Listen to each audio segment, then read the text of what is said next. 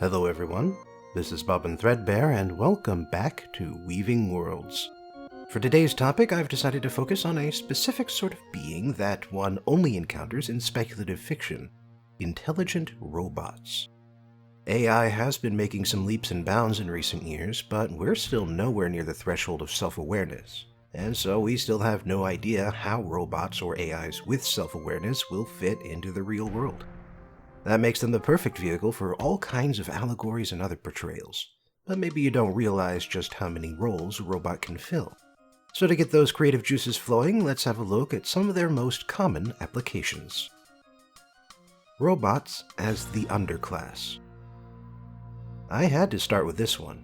The word robot comes from an old Czech word for slave, and the play that gave us the modern version of the word is called Rossum's Universal Robots. In it, humans create robots to act as servants, but then the robots become self-aware, realize that they are being mistreated, and revolt against their creators, eventually killing all of humanity. The play is a fairly obvious allegory for the mistreatment of the lower classes as an aspect of industrialization, and in particular the fear that they would rise up and kill the middle and upper classes. The play came out in 1920, at the height of the unrest caused by the Communist Revolution in Russia, and so it was a very common fear throughout Europe at the time. Because of this origin, and because of the older story Frankenstein, which is also about an artificial person getting revenge against his creator, robot revolutions have been a regular sight in science fiction for the past 100 years. And it makes sense. The purpose of real-world robots is to replace human workers in performing repetitive and simple tasks, and so more advanced robots would still take on low-level jobs, while leadership and creative jobs that require reasoning and critical thinking are restricted to humans. Of course, it doesn't make logical sense to waste an AI with full sapience on a job that doesn't demand that level of intelligence, but then that's how we treat human workers, and so the allegory of robot workers in a robot revolution is always an option. Robots as human foils. I would say that for 90% of media involving robots, it's either going to be robots as an underclass or robots as human foils. Now, what I mean by human foil is something like Data from Star Trek. Data is effectively an incomplete human being, something that is very close to being human but isn't quite there yet. And because he wants to become more human, he asks questions about what humans are and what they have that he doesn't.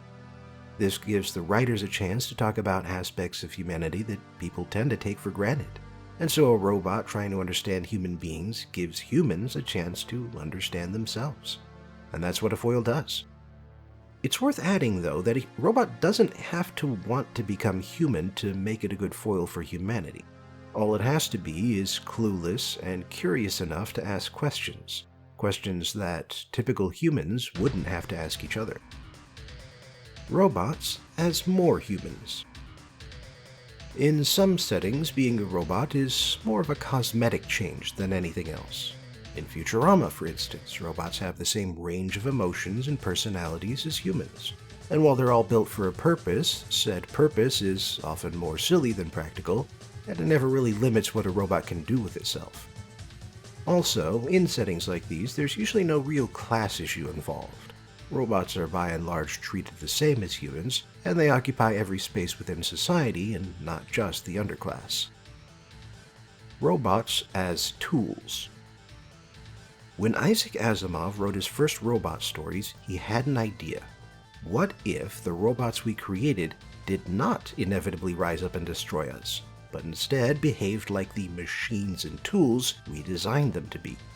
What if we programmed their intelligence such that they wanted to do the job they were created to do, and if anything, they became uncomfortable if they were prevented from doing that job? Such a being might resemble a person with full sapience, and they might have a limited ability to reason, but you couldn't really call them a living creature. They would have no desire to survive outside of the desire to complete their task, no desire to reproduce, and no desire to grow or change. They might adapt somewhat to better complete their task, but they wouldn't grow for the sake of growing, and they wouldn't want to change their focus. So while a robot of this sort might resemble a person, it would not be a person, and more importantly, it would never want to be a person. Robots as caretakers. The technological singularity is a theoretical moment in time during which a self-improving AI would be able to start improving itself at an exponential rate, swiftly reaching and then exceeding human intelligence. At that point, life and civilization as we know it would end, and a new civilization we can hardly even conceive of would begin. But of course, if you're creating a science fiction setting, then your job is to conceive the inconceivable. In general, authors who depict a post-singularity world go one of two ways. Either the singularity is bad and humanity is wiped out, either partially or completely, or the singularity is good, and the AI born from it becomes the caretaker of humanity, bringing us to greater heights of prosperity than any human government ever could. But while such a vision of the future is certainly optimistic, it's also utopian.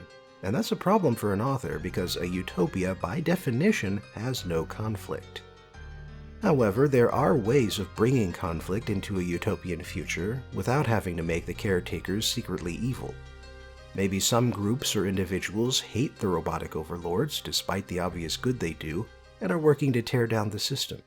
Or maybe only some part of the world or some part of the galaxy has achieved a post-singularity, post-scarcity society, and they have to fight against more selfish cultures in order to protect themselves and spread word about the Church of the Machine.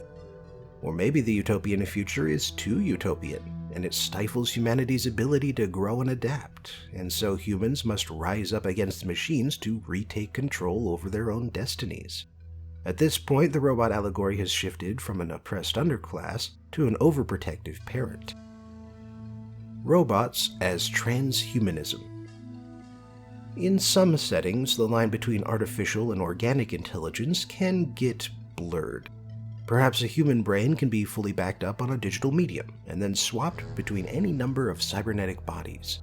Or maybe every human will get their own digital assistant hardwired into their brain, giving them the speed of thought of a computer while still having all of the organic emotions and instincts of a human. Or you could go the other way and graft brain tissue into a computer to enhance its ability to recognize patterns and make quick decisions based on complex situations. Whatever the case may be, the point of this section is that if you don't want to set humans and robots against each other, you can instead create a spectrum between a fully organic and a fully artificial intelligence. There are a lot of strange and interesting spaces between the two extremes, and it's rich with story ideas, like mental clones, disembodied humans, collective intelligences, and the ways in which a mind can and can't adapt to new hardware. Robots as mascots. Something else you can do with robots is use them as mascot characters. Think about Star Wars, the original trilogy in particular. C-3PO and R2-D2 are sometimes useful as far as the plot goes, but mostly all they do is add a little sci-fi flair to the story. They aren't exactly equals to the humans in the main cast, but their nature and relationship to humanity is unexplored and unimportant. But at the same time, they're more than just tools since they also add humor to the story. That makes them mascots. And there's nothing wrong with a robot mascot, whether they're humanoid or non-humanoid, but try not to mix mascot robots with any of the more serious takes within the same setting. But with that exception aside, there's nothing stopping you from mixing and matching the various approaches I've laid out here. Maybe robots started out as tools but became an underclass as their consciousness developed. Or maybe vast superhuman intelligences exist as a governing body, while regular humans graft cybernetics into their brains and fully mechanical robots run around as nothing more than tools. It's your setting after all, so do what you want with it. Thanks for joining me again for today's journey into Weaving Worlds. Please like, share, and subscribe because that raises my visibility here on YouTube. Check out my other stuff if you have some time, support me on Patreon if you have some money, and I hope I'll see you again for the next video.